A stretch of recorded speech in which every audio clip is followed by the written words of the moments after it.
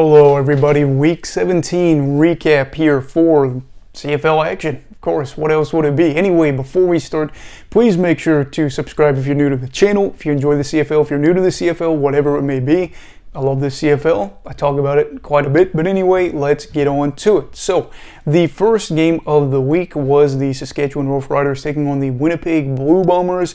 Winnipeg was the team I picked to win this one, and they ended up going on to win this one 31-13. I watched a bit of this. In general, you know, Saskatchewan was going to be in a hard spot because they were thin at running back position, and then they just, in general, I felt like really missed out on a chance here. Yes, they didn't get blown out by Winnipeg, but at the end of the day, I remember seeing some moments in that game and thinking this team looks defeated, not in just this game, but they look defeated as of right now. The media's on them, and this was a frustrating loss. Can't say I get to watch a ton of this one, but I kind of got the gist. I had to run some errands later in the day, or when this game was going on. So after, you know, probably 15 minutes, I just, maybe it was a little bit later, but maybe around halftime, I just kind of got the gist that this was going to be a clean Winnipeg win. And that was tough because the Riders cannot finish better than 9-9 now, but the Bombers, if I'm not mistaken, did clinch that top spot in the West. I don't think they did, actually. I think they have to do one more thing, but they were practically there. As for the other game Friday night, you had the Ottawa Red Blacks taking on the BC Lions.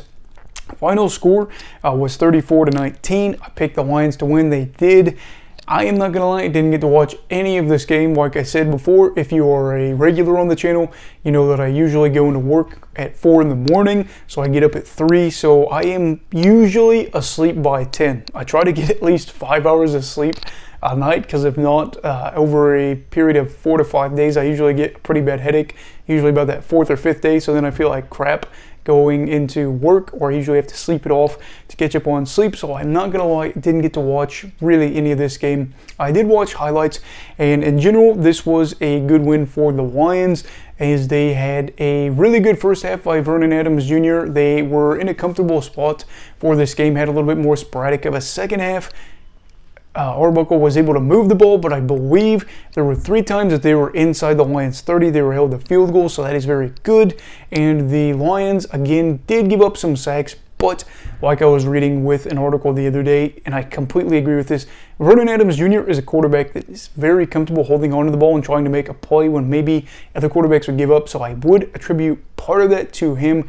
And he even admitted in his most recent interview, I can't remember who it was with, but they said that, or he said that, yes, I need to stop, you know, waiting so long with the ball. But the Lions 10-4, their first time with 10 wins in a season since 2016, as they are able to keep that spot above Calgary. Really loving that. Edmonton, of course, fired Paul LaPolice after this. Yikes. Happens. Really hoping that Lapa was able to get an offensive coordinator job again. Things seem to go well there, but we will see. As for the Saturday games, I was able to watch all more of this Montreal-Edmonton game.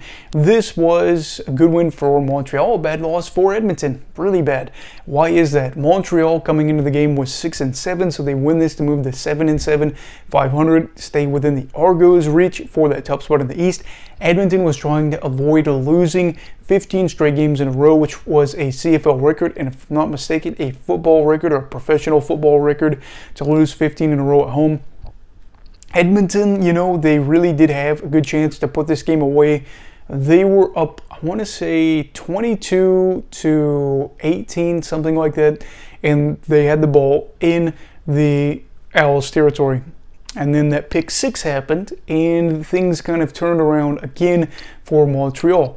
The defense for the Owls really did get it done in the second half of this game and stepped up when the offense wasn't able to put up a lot of points in that second half. But the team gets the win. Edmonton, frustrating loss, but this is the type of loss you'd have compared to last season when it felt like they were really deflated. This team has some grit. They are just a pick 6 away from, or a pick 6 not happening, and then of course having a chance to score towards the end from possibly winning this game. Big loss for them, but of course future is looking better, and I think next year maybe they could be a 7-8 win team. It really depends on what happens in free agency. You guys know how CFL free agency is. It's a freaking madhouse. As for the final game of the week, I watched this one too.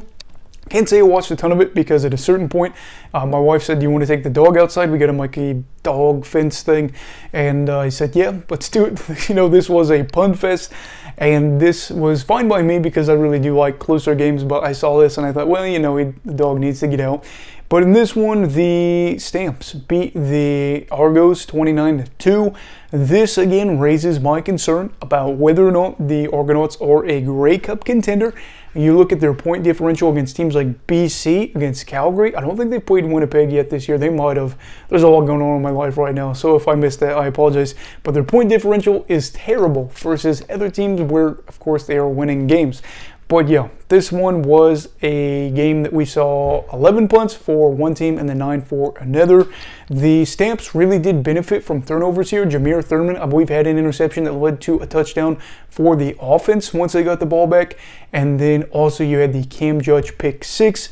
And this one was close, but you felt like there really wasn't a chance for Toronto to win this. Daniels did have a big drop that would have been a deep ball there in the third quarter, late in the third, I think, but they were still going to be down even regardless of him scoring a potential touchdown there. Tough. Makes it a little bit more interesting out west and then, or out east, and then of course it does make it more interesting out west because Calgary's again right there with BC, which is very exciting. What were your thoughts for week 17? Let me know down below in the comments whether those be good or bad. Also, please make sure to like this video, and again, subscribe if you're new to the channel or if you're interested in CFL, whatever it may be. Everybody stay safe. Hey, have a great night.